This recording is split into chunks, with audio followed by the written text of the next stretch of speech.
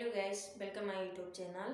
तो दोस्तों, जैसे कि मैंने सिंधु सभ्यता के बारे में कुछ बता चुकी थी, ठीक है। थोड़ा बहुत मैंने सिंधु सभ्यता के बारे में बताया था, ठीक।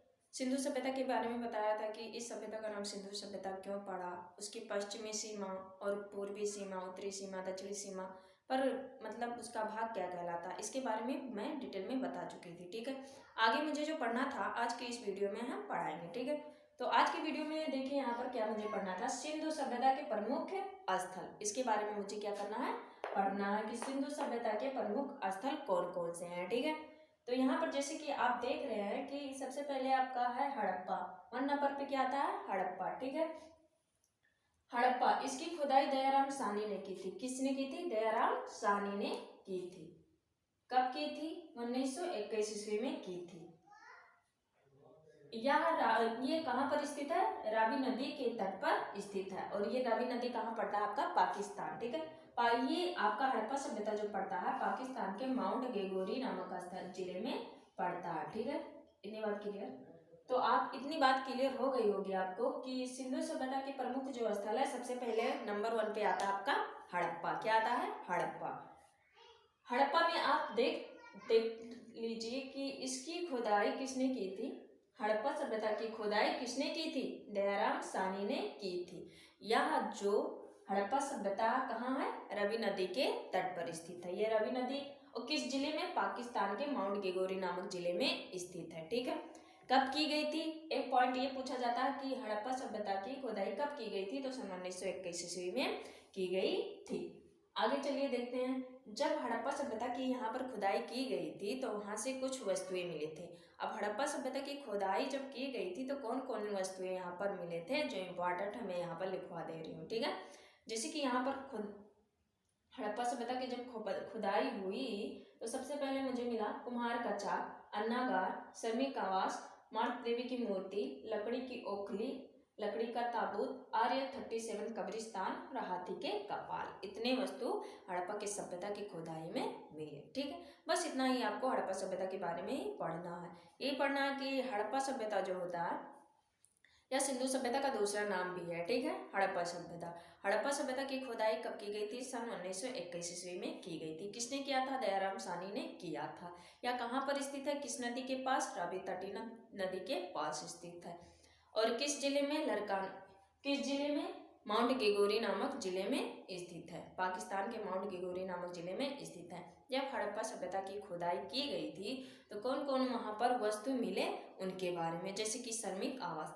पूछा जाता है कि हड़प्पा सभ्यता किस नाम से विख्यात है, यानी जाना जाता है, तो श्रमिक आवास। सबसे मूलभूत इकाई आपका श्रमिक आवास है, ठीक है। तो हमें जो जो वस्तु मिले यहाँ पर मैंने लिखवा दी। यदि लिखना चाहे तो प्लीज यहाँ पर लिख लीजिए। पहले आपका मिला कुम्हार का चाक, फिर अन्नागार। कुम्हार का चाक जैसे कि माटी के बर्तन बनाते हैं उन्हें कुम्हार का चाक आप लोग अच्छे तरीके से जानते होंगे, ठीक है। श्रमिक आवास, जो मेहनत करने वाले लोग थे उनकी आवास मिली थी, ठीक है, खुदाई में। आवास मतलब उनकी हड्डियां उड्डियां जो होती हैं वही आवास होती है, ठीक है। उसके बाद अन्नागार। अन्नागार का मतलब आप लोग ये जान लीजिए कि जहां अनाज को रखते हैं उसे ही क्या बोला जाता है? अन्नागार बोला जाता है, ठीक है। तो कुम्हार के चाक, अन्नागार, श्रमिक आवास, लकड़ी का ताबूत, लकड़ी की ओखली। लकड़ी की ओखली तो सभी को पता ही होगा कि क्या होता है। फिर हाथी के कपाल। ये सारी वस्तु हड़प्पा सभ्यता की खुदाई में मिले, ठीक है।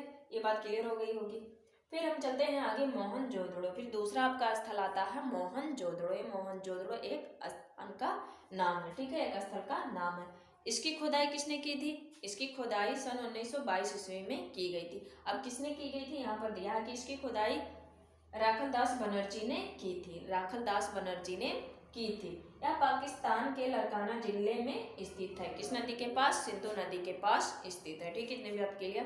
तो आगे मतलब इतना आप उतार लीजिए, आगे में उसको लिखवाती हूँ क्योंकि यहाँ जगह पर बहुत कम है। तो मोहनजोदड़ो के बारे में कुछ ज़्यादा इंपॉर्टेंट क्या है? मोहनजोदड़ो, ठीक है। तो इसको ध्यान से ही पढ़ना है। इतना पूछा जाता है कब की गई थी? 1922 में। किसने किया था?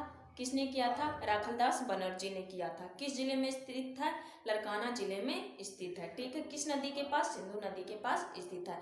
अब इसकी खुदाई में कौन कौन से वस्तु मिलते हैं, चलिए आगे देखते हैं, ठीक है। तो देखिए यहाँ पर कि मोहनजोदड़ो में कौन कौन से वस्तु मिले, ठीक है।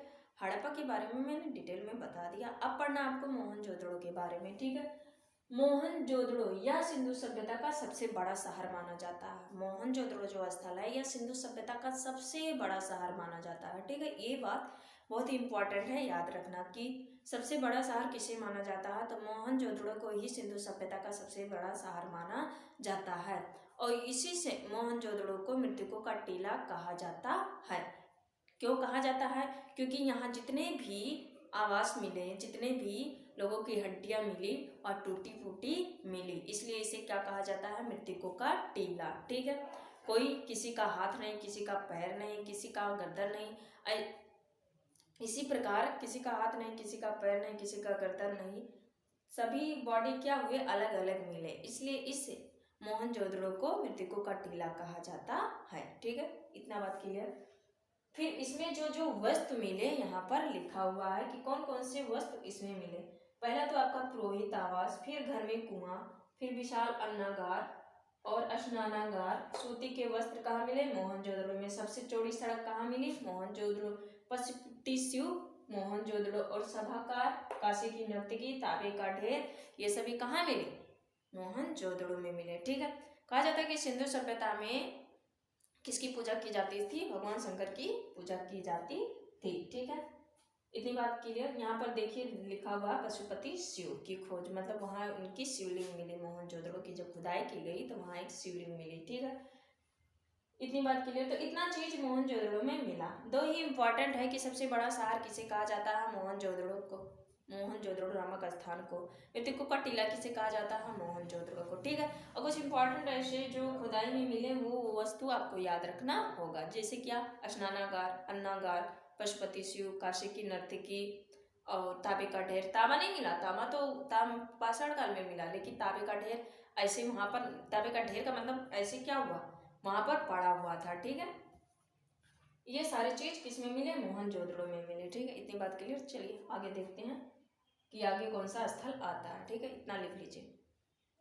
चलिए तो हमने हड़प्पा और मोहनजोदड़ो के बारे में देख लिया। अब हम तीसरा स्थल देखेंगे, चंद्रहोदड़ो, ठीक है। एक अजीब अजीब तरह का नाम दिया है, लेकिन आपको याद करना जरूरी है, ठीक।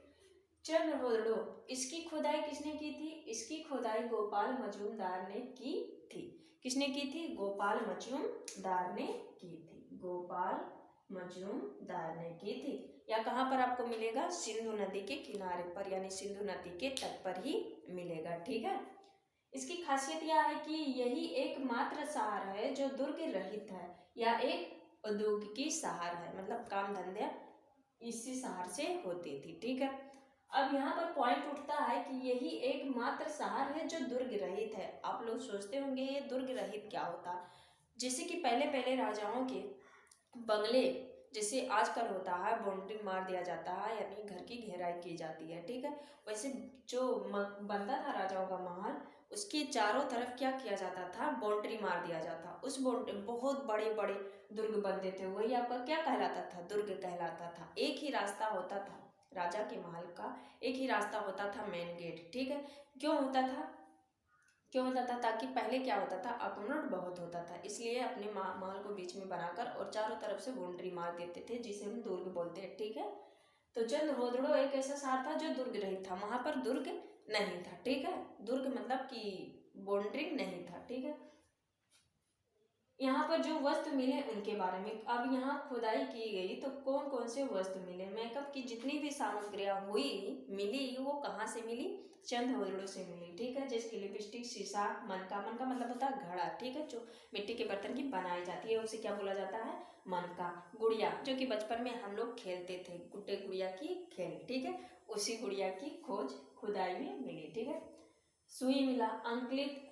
अलंकृत ईंट, क्या मिली? अलंकृत ईंट मिली। अलंकृत ईंट का मतलब होता है कि उसमें क्या चित्र उत्र बनाए जाते थे, ठीक है, थोड़ा अच्छे तरीके से उनको बनाया जाता था, इसलिए उसे क्या कहा गया है? अलंकृत ईंट। जो कहाँ मिले? चंद्रहोदड़ो में मिले, ठीक है। बिल्ली का पीछा करता हुआ कुत्ता, बिल्ली का पीछा करता हुआ कुत्ता, यहाँ पर पॉइंट उठता है कि बिल्ली का पीछा करता हुआ कुत्ता, इसका मतलब क्या हुआ? जैसे कि कभी कभी आपका क्या होता है, जैसे कि घर बना और घर बनने के बाद आप छत लगता है, ठीक है। अब जैसे कि कोई छोटा बच्चा वहां से जाता है, फिर आप उसको बुलाते हो, फिर लौट के क्या होता है? वापस आता है तो निशान में बन जाती है, ठीक है। जैसे ऐसे ऐसे बच्चा दौड़ता गया, वो नहीं जान पाया कि मुझे नहीं जाना है, ठीक है। जैसे घर की आप लिपाई किए और बच्चा वहां पर दौड़ के बीच में चला गया, आपने उसको डांटा, फिर बुलाया, फिर बच्चा घूमते हुए कहाँ आया, यहाँ, तो वहां पर निशान बन गई कि नहीं बन गई, बन गई। उसी प्रकार जब चंद होदड़ों में देखा गया तो इसी तरह का निशान मिला, एक तो बिल्ली और बिल्ली का पंजा और एक कुत्ते का बच्चा, यानी बिल्ली आगे भाग रही है और पीछे कुत्ता क्या कर रहा है, खदेड़ रहा। तो जब खदेड़ा उसको तो वहां पर क्या बन गई, निशान बन गई, ऐसे लौट के आया, ना कि ऐसे गया ऐसे आया, ऐसे गया तो ऐसे लौट कर आया, तो वहां पर उनकी पंजे की निशान बन गई। तब खुदाई हुई जब तो पता चला कि यहाँ पर इनके निशान मिले, इसलिए कहा गया कि बिल्ली का पीछा करता हुआ कुत्ता का निशान किस में मिला, चंद्रहोदड़ों में मिला। तो इतना सामान कहाँ मिले, चंद्रहोदड़ों में मिले। तो आई होप आपको चंद्रहोदड़ों के बारे में समझ में आ गया होगा। कब की गई थी, 1931 ईस्वी में की गई थी। चंद्रहोदड़ों की खोदाई सन 1931 ईस्वी में बाबू की गई थी। इसकी खोदाई गोपाल मजूमदार ने की थी, ठीक है। या कहाँ मिलेगा, सिंधु नदी के तट पर ही मिलेगा, ठीक है। यहाँ पर ज्यादातर सामग्रियां मेकअप के सामान जो औरतों की होती हैं, ज्यादातर जितनी भी औरतों की सामान होती हैं वो कहाँ मिले, चंद्रहोदड़ों में मिले, ठीक है। यहाँ कहा जाता है यह एक ऐसा मात्र शहर है जो दुर्ग रहित है। दुर्ग क्या होता है मैंने बता दिया, ठीक है। ये बात हो गई। अब अगला स्थल आता है रोपड़। रोपड़ की खोदाई सन 1953 ईस्वी में इनकी खोदाई यज्ञदत्त शर्मा ने की थी। किसने की थी, यज्ञदत्त शर्मा ने की थी। यह कहाँ पर मिलेगा बाबू, पंजाब के सतलज नदी के तट पर स्थित है, पंजाब के सतलज नदी के पास स्थित है, ठीक है।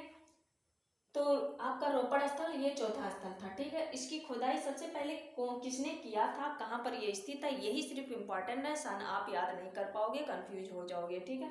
तो दो ही चीज किसने किया और खुदाई में कौन कौन से चीज मिले, इम्पोर्टेंट जो हो वही सिर्फ आपको याद करना होगा, ठीक है।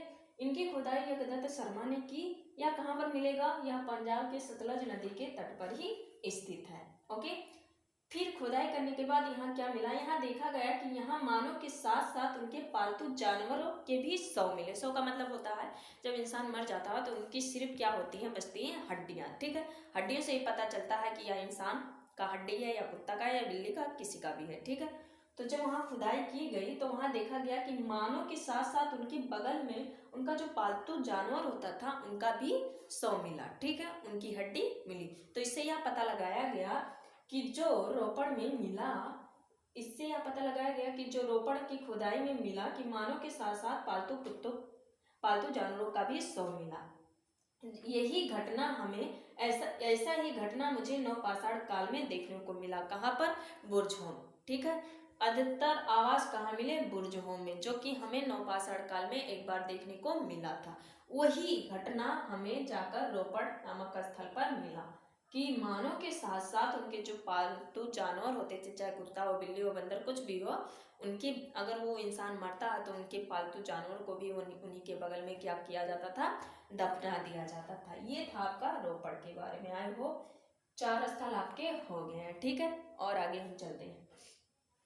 आई होप आप यहाँ पर लिख लीजिए, ये सभी आप लोग लिख चुके होंगे, ठीक है। तो आपका सिंधु सभ्यता के 4 स्थल मैंने यहाँ पर पूरे अच्छी तरीके से बता दिया। आई होप आशा करते हैं कि आप लोगों को समझ में आ गया होगा, ठीक है। फिर भी आपको समझ में नहीं आया तो प्लीज़ कमेंट में लिखकर बता दीजिए कि यहाँ पर मुझे समझ में नहीं आया, ठीक है।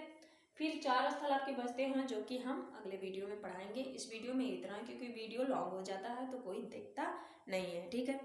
जैसे कहा जाता है कि हर जलते दीपक के तले अंधेरा होता है, कि हर दीपक के तले अंधेरा होता है, रात के पीछे एक सवेरा होता है।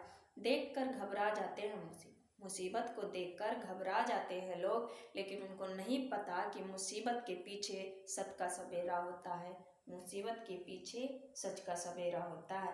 तो आई होप जितना पढ़ाया गया होगा आप लोगों को आपके माइंड में बैठ गया होगा, आपको अच्छी तरीके से समझ में आ गया होगा, ठीक है। आज की वीडियो में इतना ही, अगले वीडियो में मिलते हैं कल, तब तक के लिए जय हिंद, जय भारत।